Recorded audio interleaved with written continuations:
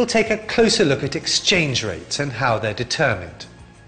The rate of exchange is the price that one pays for one currency in terms of another currency. For example, when we buy US dollars, we want to know how many rand a US dollar will cost us.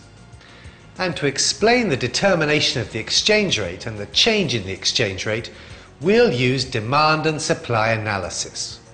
In this case, the exchange rate is the price of a US dollar in rand, so we can construct our curve. Let's create this graph. On the vertical axis, we measured the price of a US dollar in rands, and on the horizontal axis, the number or quantity of US dollars. Remember, the law of demand states that the lower the price, the higher the quantity demanded, ceteris paribus. So, a decrease in the price of a dollar from, say, 12 to 6 rand increases the quantity of dollars demanded from Q1 to Q2. The demand for dollars complies with this law of demand. Let's take a look at why South Africans exhibit such a strong demand for dollars. The demand for dollars is a derived demand, and it comes from 3 sources. First, South African importers who import goods and services for which they have to pay in US dollars.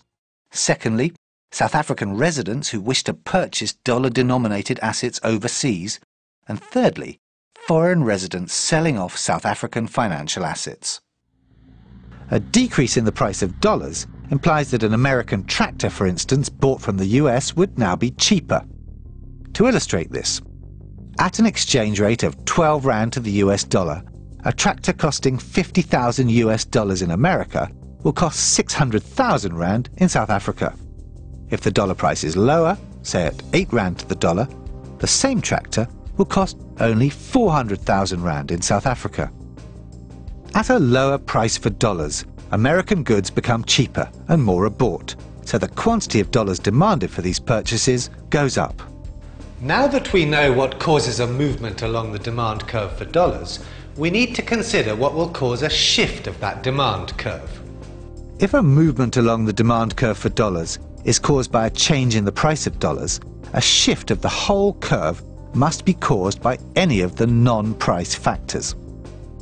An increase in the amount of capital goods, machinery and equipment purchased from America due to an increase in the level of production or growth in South Africa. An increase in the number of imported consumer goods purchased from America due to an increase in household income, or perhaps an increase in capital outflows, South Africans investing in American financial assets. All of these events would cause a rightward shift of the demand for dollar curve, and vice versa. A leftward shift indicates that at every price for the dollar, fewer are demanded than before.